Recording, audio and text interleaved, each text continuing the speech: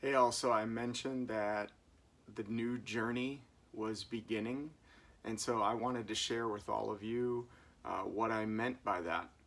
Before it was just pictures with the family, but now I'm going to start showing you guys some videos. And as I go through this journey, I want to talk about leading well, about living on purpose, and about honoring Jesus. Those would be the things and the themes that you'll see from me as we go forward on this journey. But while we go along the journey, I want to take you on this journey with myself and my family. But I'm going to go ahead and just kind of do a quick view here. This is what we're currently working with. My wife and I have recently bought a school bus, and what we're going to do is we're going to turn it into what they call a schoolie.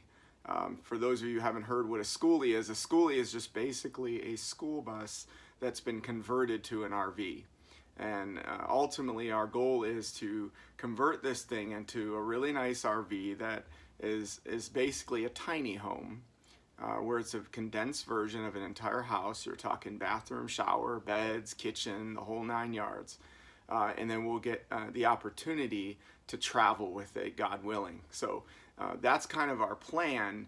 So the first thing we've already done is we've taken out probably somewhere between 600 to 800 rivets off the ceiling and off the sides to expose the insulation, the ribs, and the frame of the bus. The goal is then to start priming it and filling it in with spray foam insulation, putting the wiring in, doing the wood framing so that we can hang stuff on the walls later. We'll be ripping up the floors and doing the floor. So at this point, it's all just preparation work, resealing the windows and stuff, so that when we're out on the road and traveling, there's not rain getting in or weather causing issues with it. There's a number of other things, but I won't overwhelm you with details right now. But just to share with you and my community, my family, my friends, this is where we're at. This is what we're doing. And I want to share with you this real quick too before we end this introductory video. Along the way down here, Christina, my wife, she looked at me or called me up on the phone while I was driving and said, Dave, there's some metal hanging from the back of the bus. And I'm like, well, I thought it was just some wires that were dangling back there. I knew they were in the engine compartment, which is all the way in the back of the bus back there behind it. And I said, no, it's probably just the wire. She says, no, it looks metal, Dave. And so I decided to stop just inside the Tennessee border and pulled over into a rest area and realized that the metal straps that were holding on to the muffler were snapped off. And so on a bus this size, this muffler is ginormous, right? So losing a muffler like that on the freeway wouldn't just be a big problem for me as the driver of this thing, but also a problem for anybody behind us. So it's a good thing, and by God's grace, she discovered it.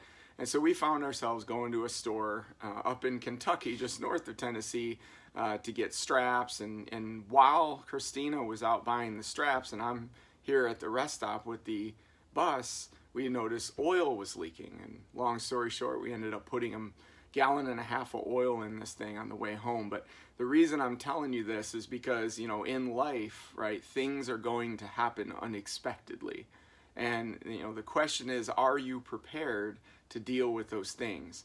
I've heard it said from somebody else who's gone before me on this journey that we need to learn how to focus on solutions, not the problem. I'll say it again. We need to focus on the solution and not the problem. So in that moment, I could have freaked out and go, oh my gosh, we're in the middle of Tennessee. We're hundreds of miles from home. There's no way we're going to figure this out right now. But instead, we decided to do what we could do with what we had available to us. And as a result, while we didn't get home nearly as soon as we thought we would, we ended up getting home. And we've been here now for a few weeks, so that we've had this opportunity to do the demo. But I just want you all to know that life is going to throw curveballs at you. And so I want to encourage and implore you to focus on the solution, not the problem, when that happens. So I will continue to take you along on this journey with us, guys. I'm excited about it. The family's getting more excited by the day. It's a big change. It's scary. If you'd like to know more, feel free to put it in the comments section below. Hope you all have a great day. And until next time, I want you to lead well, live on purpose, and honor God with your life. We'll talk to you all later.